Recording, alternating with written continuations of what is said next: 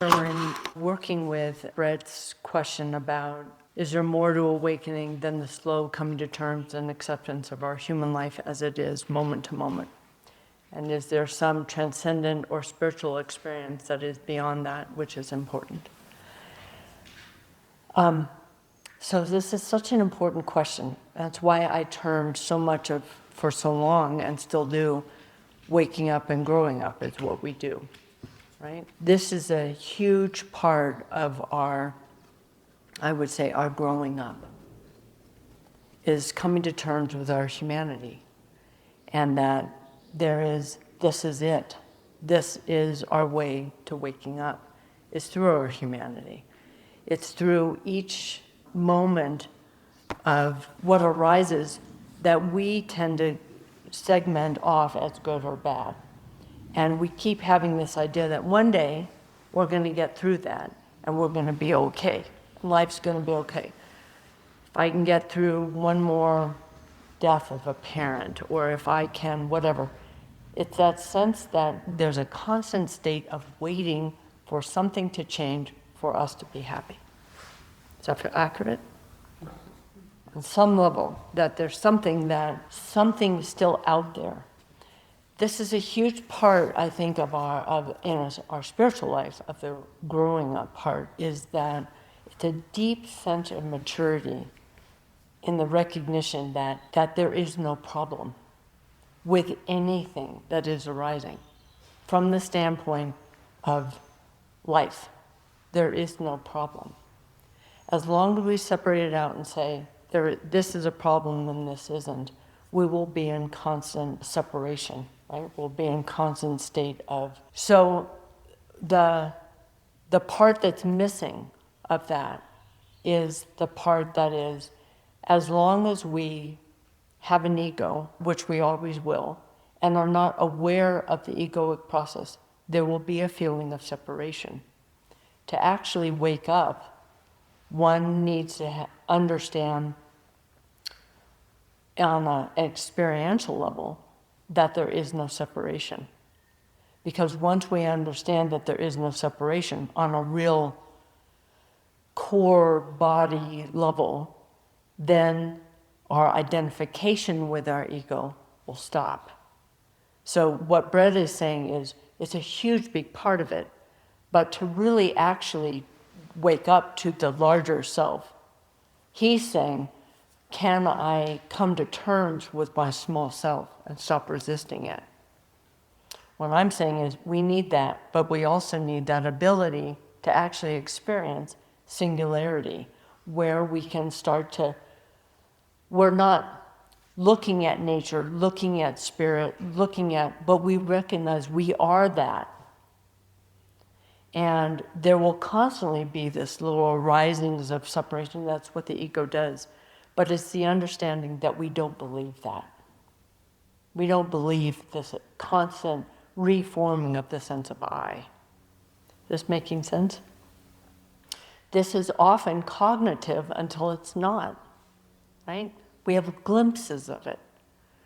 But that's what I want to teach about today, is how do we make that bridge? And what is this thing that is beyond the egoic mind? So I'm going to go back to some things that I've talked about. I mean, we've talked about this. This is what I've taught, as long as you work with me. But I'm finding different ways of talking about it. And this is a different way of being able to talk about it. And I shared this last time I think we were together, and I shared this at the public talk. But the primary thing is, there is some part of us that, since we're born, feels that it has gone on, that we are still that. Even though every single thing, every cell in our bodies have died and changed hundreds to thousands of times. Mind, body, every cell, everything is completely different. Yet there is something that we feel, this sense of I-ness that has gone on. If memories and insights and whatnot are not required for that sense of I-ness to go on, what is that? What is that thing that the Native Americans 1,000 years ago on my property had that exact same sense of I-ness. There is this sense of I-ness. We can't wrap around that sense of I-ness, but can you sense it? What is that thing? We know we're the same being as we were when we were 4. But there's something that goes on. We would say that would be the transcendent self in psychological terms.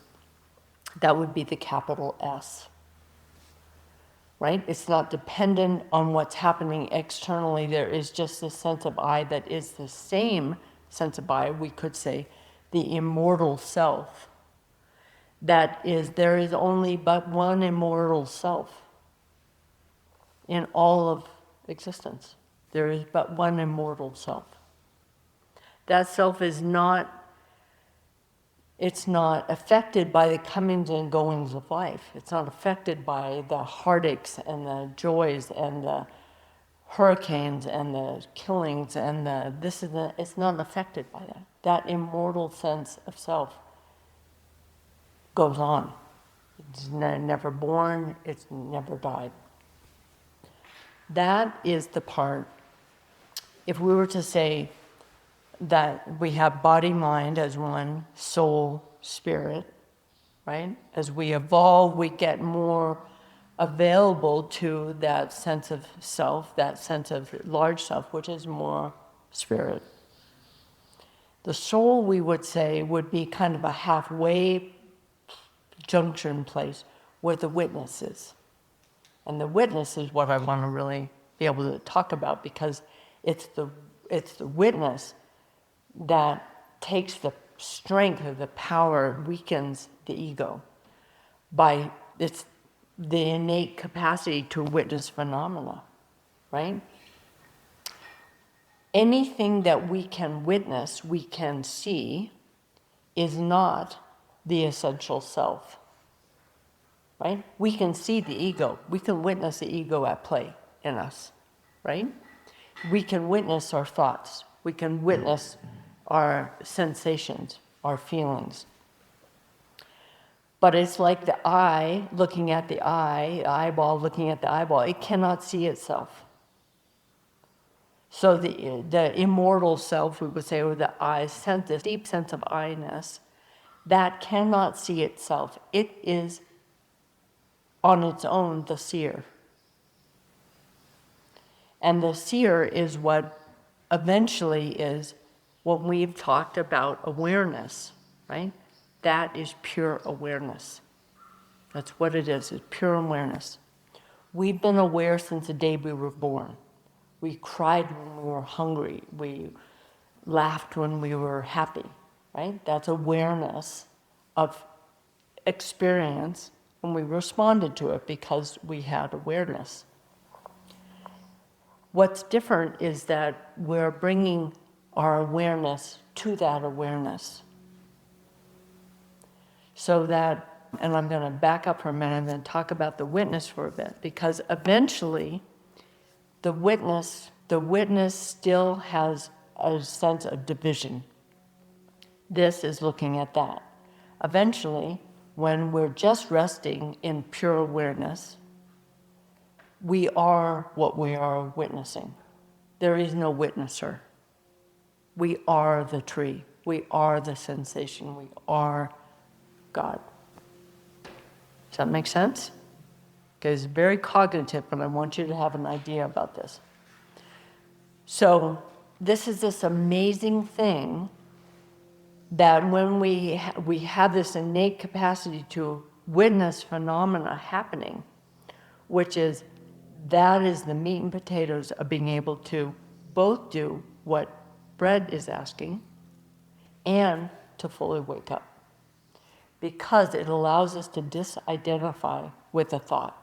So we are not owned by our thought. That's where maturity, our groundedness, our stability, our becoming like a mountain arises from, right? We're not the thought. We can see the thought, right? Which allows us to not be just thrown about by the hurricanes of life, right? So we start to observe the mind, thinking, planning, worried, rushing, pain, sadness, right? There's a way we can start to watch it. There's a wave that comes through that just is so intense. And when we are deeply troubled by a thought, you can be guaranteed you are identified with that thought. Does that make sense? Okay, so it's such a great, recognition system that when you are hooked, you are identified with your thought. Step back and witness that experience. So when we can start to develop that, then there is freedom, because you're never going to get rid of your ego. But it's that ability to weaken its power, its grip over us. This is like so basic to the teachings of our path, but this is like, I want to keep coming back to the meat and potatoes because we all forget. So in this position of the witness, we kind of rest back into the soul, right? This much more impersonal, spacious witness of existence. When we sit in that long enough, when we sit in practice long enough, we start to realize that the witness just starts to fade away, and there is no thing watching. We just are experience. All of you have experienced that in your practice. You've practiced a long, long time, most of you. You are experiencing now without that, that we're not thinking, because as soon as we do that, we back it up to the step before, which we have to do over and over. We step back and we go, oh, wow, I'm experiencing a sense of oneness. Boom, there's identification, and then we come back, right? And we relax again. That's why so much of practice is about relaxing the mind while something arises in us. This is why meditation is so important, because we have the ability to sit here and to watch the arisings and the arising and passing of 10 million things, and we get to witness and remain like the mountain. We get to refine that so that there's just radio noise, blah, blah, blah, blah, blah, thinking about this, and we don't have to, it's just background. And then there are those ones that come in and just like, bam, right? We're off and running, and it's like, then we have the ability once again to witness the phenomena of our mind. Before I go on, are there questions, thoughts? When I sat with Reggie, there was once where and I'm sure he said some version of this to different students, but he said such a beautiful thing that I just love so much, and he was like, the job of a tree is to be a tree. The job of Melissa is to be Melissa. Beautiful. And as you were talking about soul, I was like, oh, that's soul territory. Yeah. I mean, there may be a more absolute Yeah. expression of that too, but it was like, oh, it's that uninhibited expression of soul. Exactly, because soul, everybody's expression of soul will be unique. And when you're really freed up for that expression to happen, that's where the spontaneous, intuitive, only Melissa way will be in the world. Yeah. But we have to be freed up. That's why there's the kind of the grief to think we would live a life where there isn't the space for that soul expression, to have that. And as we say, I mean, this has been since, is the practice is about becoming completely, fully who we are. And that's what that means. I heard that, I don't know for how many years, and I'm like mind fucking that, going, what, God, like I have to become something or do something, or that's fully who I am. What am I supposed to do? And it was really, it's been in the last, 20 years, but it's an experience of when the small self, gets out of the way, there is a fullness of Tori. And that's where we, you know, on one level, that's where availability is, right? When there's a sense, it sounds so impersonal to be witnessing everything. And it can be. My experience of people who are just beginning a Buddhist path can become incredibly dull. I'm kind of way back here trying to witness everything. And that was my experience. And honestly, very early on in Diamond Heart was a sense of kind of a coldness. And I think that that's changed, especially in Diamond Heart now. Diamond Heart has gotten much more heart connected, but that it's the ability to witness while simultaneously bringing our heart and engaging with the world. And that's a big order. How do we engage with the world while also witnessing? And it's about how do we not become identified. That's why right now I'm not suffering of dying of ALS. I don't see it as a problem because I'm not identified with some idea that I was not supposed to die at 62 years old, right? That's not my story. If I was identified with that, I would see this as a problem and I would be resisting it, right? So I'm not resisting that. And I see it as more as a fascination of this is phenomena expressing itself. It is only when I think there is a problem and there's something that is personal to me, this shouldn't be happening. And I just want to say, I want you to think of your check-in you did yesterday and just feel, are there places that I am feeling identified with something that's happening in my life right now? And it's not necessarily, I heard hints of it in some people's check-ins, not that there's a problem at all, but just feel right now and see, what am I resisting? What am I waiting for something to be different?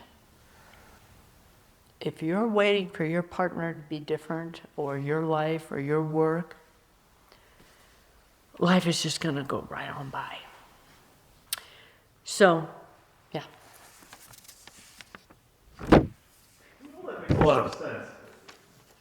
And I don't know if it's actually that important, but I'm not certain that I know your answer to Brett's question. Okay. Because my stab at it is that it's like completely engaging with life and seeing the sense of there's no problem and all of that seems like the access point to me to seeing the singularity, as you put it, the lack of separation in all things. And I guess I'm just wondering what your It response is to that. totally, because that's why I'm saying we're using our humanity as a gateway. Okay.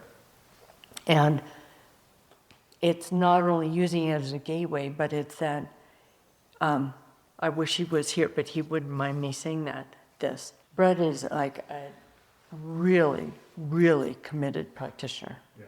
And he has been really working on transcending his humanity to wake up.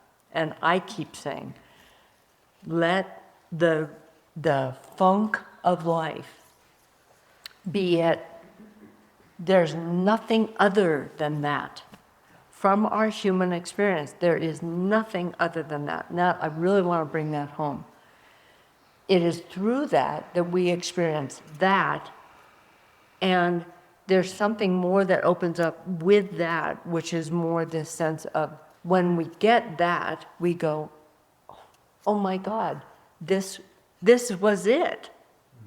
This was it all along. And that's mind-blowing. When we go, this is it, right? The mind opens because there is not this idea. The separation comes when we say, this is it, but there's something out there. And if I keep doing this, and which is actually in some way an avoidance of this to get here. But when we go, this is it. And this opens, it's like more what happens is that I really want to speak from my own experience as much as I can. My humanness is, I mean, just as big as ever. More what I am experiencing is a sense of just the beauty of heartbreak. There's so much beauty in that heartbreak. Mind-blowing. And that somehow this idea that the tree that I think is so beautiful is out here is somehow this understanding of like, I longed for that tree. And now the realization that I am that tree. And that tree is coming with me. And you're all coming with me because there's just a formal change. And that's like, oh my God, what a relief. Because so subtly, we're always doing that. We're always saying, that's out there. I like that. I want that. I want to be closer to that. I don't like that. I don't want that. I want to keep that away from me. And we do that all day long. So today and tomorrow when we're practicing that sense of like, in your longing for whatever, and the longing is so important. We talked about the longing for God is God, right? When we open our heart up for God, where we are God. There is no separation for God. We have to begin by longing for God, whatever God is for you, mystery, spirit, the unseen world. We have to, that longing is what brings us to the cushion. But it's also in that longing that makes us deal with the children, deal with the ALS, deal with the husband that's driving you crazy or the wife that's whatever. So Brett is saying absolutely right. I just want to add in that part that through that, let that open you up even more to the reality of existence, that there is nothing that is separate from us. And I'll just say for me that part of the understanding or the realization that my life, everything that's happening is really revolutionary. So if I can go to what you just said about there not being a problem. Like any time we think we're waiting until something resolves, that we're fucked, basically. So I just wanted to take the example of depression. Yeah. Not just for me, but Yeah. for me. Yeah. And this feeling like that's a sneaky thing because it's like what you're doing is trying to get better or trying, it's like there is and I remember, Children Trumpa and Reggie saying like depression is such a great place to come to meditation. Right. And I've been going on a month-long retreat with Reggie when I was profoundly depressed. Yeah. And it feels confusing to me because Totally. I don't think the teaching is like just like penetrate depression and stay there. Yeah. So when I say there isn't a problem, it doesn't mean we don't go and get our medications that we might need, that we don't go and protest for Roe versus Wade, It doesn't mean we're passive. It's a way that we're not identified with what is arising. You are not the depression. Depression is happening and it is arising. Causes and conditions, brain chemistry, everything. There's depression. This is where the growing up and waking up comes. We're not just a doormat. We're actively working with our brain chemistries, and if Western shamanism is to take medication for that, awesome. Be wise and be sane and have maturity to know that's what you need to do to work with that. But watch the part that is identified with the depression. I am a depressed person. I'm always depressed. There's such a difference between that's the experience, that's a phenomena that is arising versus the identification with it. a depression in and of itself is so fucking hard. We don't have to add the identification with that depression, right? So does that make sense? Yes. The reason why Trungpa said that is because, one, he dealt with depression, and he felt that there was that anything that was that strong, if we open to it completely, is a doorway to our awakening. And that what we normally do with depression, because it is terrifying and it is all consuming, is there's like, right? There's just this desire, it's too dark, it's too hard, it's too whatever. And what he was saying, which was an incredibly bold statement, because there's so much depression, is can you do whatever you need to do? He drank, right? I'm not saying do that. That's what he did. He drank. And he said, I drank because he was an alcoholic, but he said he went more seriously into it because he realized that the people were not getting his teaching. They were not getting it. But there's a sense of, if we can, what he was saying was, if we can open to that without the sense of let the terror into that sense of opening to it so completely, and with that experience of that, we will be consumed by that, because depression feels all consuming. I think with the right people who can support us, we can open to that on a more wholehearted way while still being sane about it. That makes sense? Does that help at all? I'm looking for the two of you because I know most recently that's been arising. Yeah, it's a big practice. Huge. And not, Yeah, huge. yeah. Because just the, I was sharing yesterday about, math and work. So the tendency is, it's a big practice in terms of being cognizant of the whole, to find something in the external that's going to help or save Sure. the day.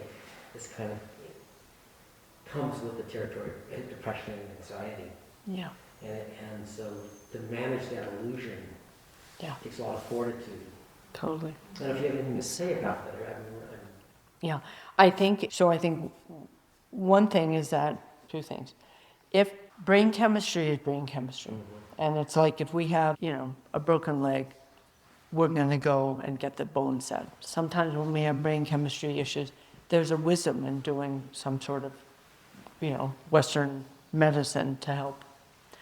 I think that in my experience of working with people who have deep depression, as I evolved as a therapist, the more that we could hold a space for them to actually let the fear drop some, or include the fear so that there could be space to hold the totality of it, and for the person to not feel alone in it, that they would not be left there.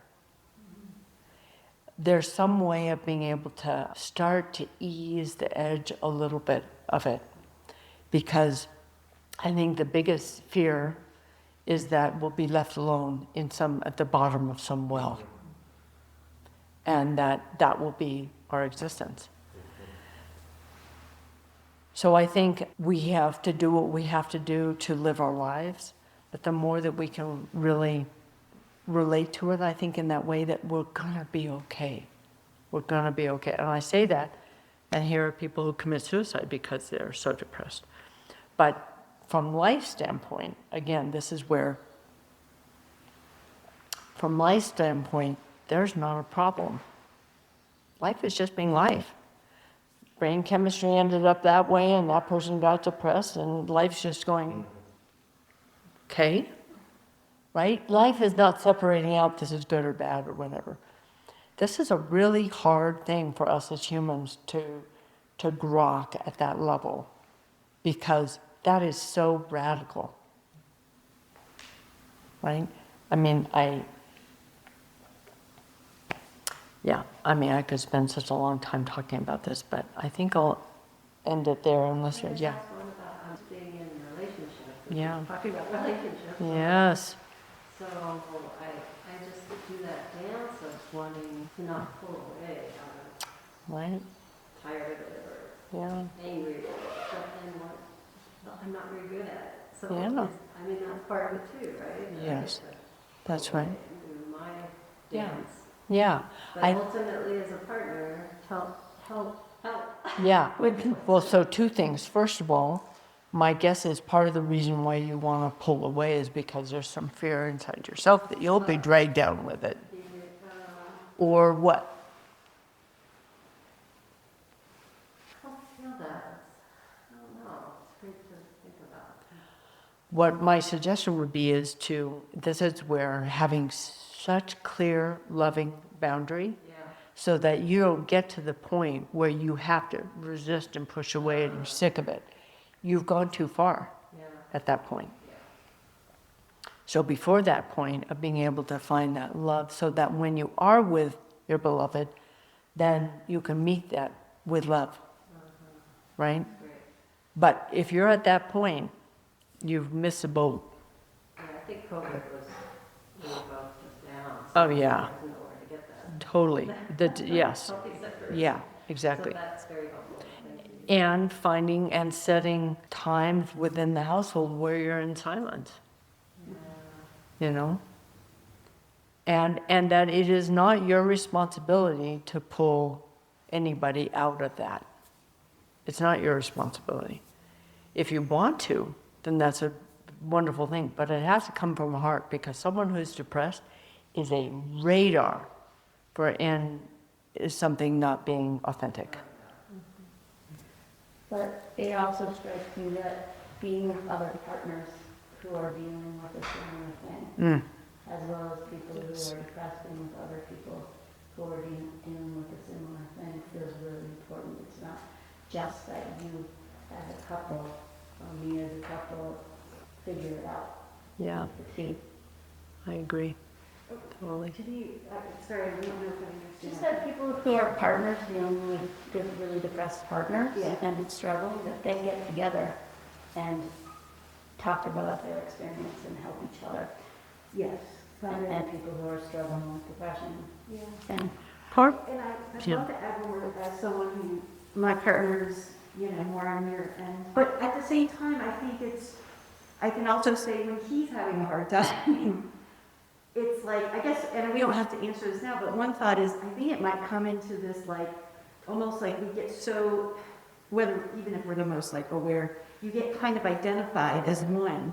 It's like, oh, he's having a hard time, I have, that's the definition of codependency. Yeah, some level of Yes, codependency. it is. But I think it's the same thing. This is what we're It is, talking about. exactly, So yeah. whether it's depression or my guy's stress, it's kind of easy to like, because I mean, my depression is unpredictable. It's like, oh shit, here I am.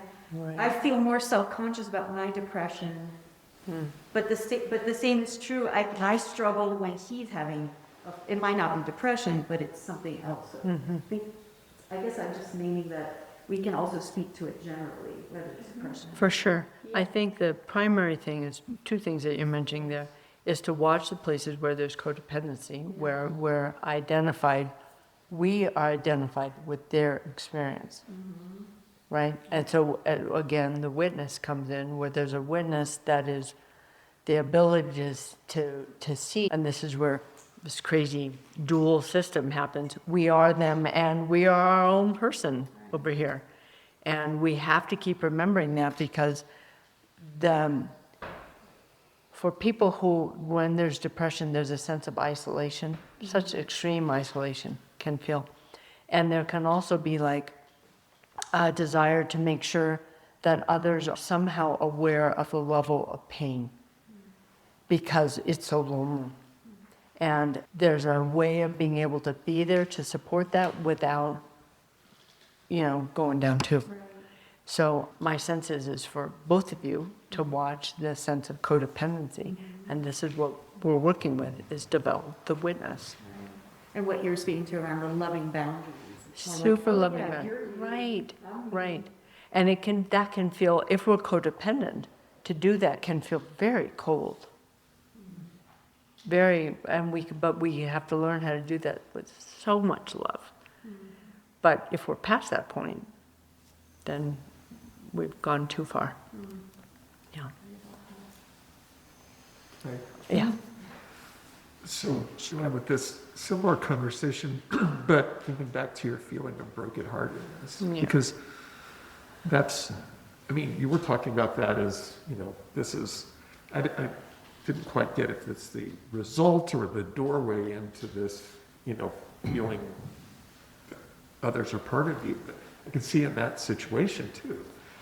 There's, it's not like Empathy. just totally being brokenhearted, not being dragged into it. Yeah. But, that's difficult for me because there's that side of brokenheartedness there that sees it as a problem. Right. And then what you were talking about wasn't seeing it as a problem. Right. Well, and I think this is what's important is that we can have profound empathy. And when we go too far, our empathy goes away. Right? When we're in protection mode of ourselves, we have no empathy. To be able to have empathy with somebody who is hurting for whatever reason, but really being able to be with them in their pain without helping them identify more with the pain, just experiencing the pain and not going into the story of the pain. That it is the ability to be brokenhearted and see that it's not a problem at the same time. This is what we're developing. That's why we practice. How do we hold both and? We can be heartbroken and see that it's not a problem. Believe you me, I'm crying because there's a heartbreak here. But do I see it as a problem? No, heartbreak is part of my human experience. No one can get through life. I pray you don't get through life without heartbreak. That is part of our daily experience. And it's when we try to get rid of heartbreak and only have joy, right, that we're going to be stifled. That's all part of it. So when our partner is suffering, yes, we can feel the heartbreak with them, but really be careful that you don't start identifying them as sick. So important. Okay, let's bow out. We'll stay in silence.